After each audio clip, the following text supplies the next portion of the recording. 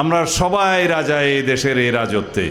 প্রত্যেকটা নেতাকর্মী এটা নিশ্চিত করবে যাতে আমার সনাতন ধর্মাবলম্বী ভাই বোনদের নিরাপদে সবাই ভোট কেন্দ্রে আসতে পারে, ভোট প্রদান করতে পারে, স্বাধীনভাবে তারা তাদের মতামত এবং রায় প্রদান করতে পারে।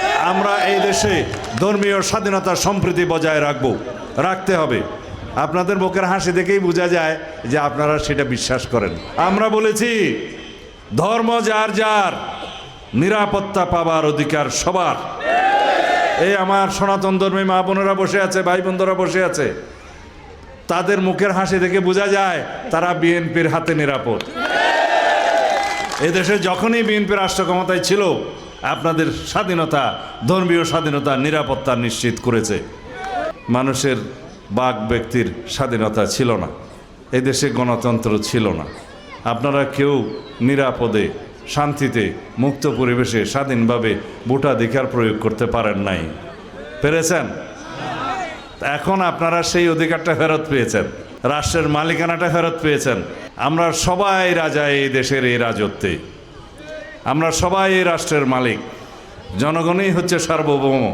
সেই জনগণের ক্ষমতা ফেরত দেওয়ার জন্য আগামী 12 তারিখে ধানের শেষে একটা ভোট দেবেন। কারণ এই দেশের গণতন্ত্র, এদেশের জনগণ, এদেশের স্বাধীনতা একমাত্র জাতীয়তাবাদী দলের হাতে, বিএনপির হাতেই সুরক্ষিত। এইবারের নির্বাচন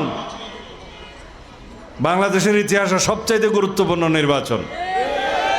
এইবারের নির্বাচন নির্ধারণ করবে বাংলাদেশের শক্তিশালী গণতান্ত্রিক প্রক্রিয়াকে। এইবারের নির্বাচন আপনার ভোটাধিকার প্রয়োগের জন্য একটা পরীক্ষা। স্বাধীনভাবে, মুক্ত পরিবেশে আপনি আপনার ভোট প্রয়োগ করবেন, আপনার প্রার্থীকে, পছন্দ মতো প্রার্থীকে আপনি নির্বাচিত করবেন এবং গণতন্ত্রের স্বাদ ভোগ করবেন। সেজন্য এইটা বাংলাদেশের ইতিহাসে সবচেয়ে গুরুত্বপূর্ণ নির্বাচন।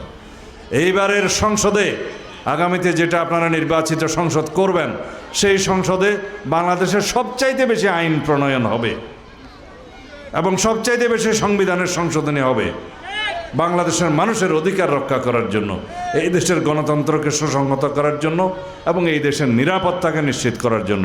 বাংলাদেশ জাতীয়তাবাদী দলের প্রত্যেকটা নেতাকর্মী এটা নিশ্চিত করবে যাতে আমার সনাতন ধর্মাবলম্বী ভাই বোনদের নিরাপদে সবাই ভোট কেন্দ্রে আসতে পারে, ভোট প্রদান করতে পারে, স্বাধীনভাবে তারা তাদের মতামত এবং রায় প্রদান করতে পারে। সেটা শুধু ভোটের দিনের জন্য নয়, আজীবনের জন্য আমরা এই দেশে ধর্মীয় স্বাধীনতা সম্প্রীতি বজায় রাখতে হবে। আপনাদের মুখের হাসি দেখেই বোঝা যায় যে আপনারা সেটা বিশ্বাস করেন।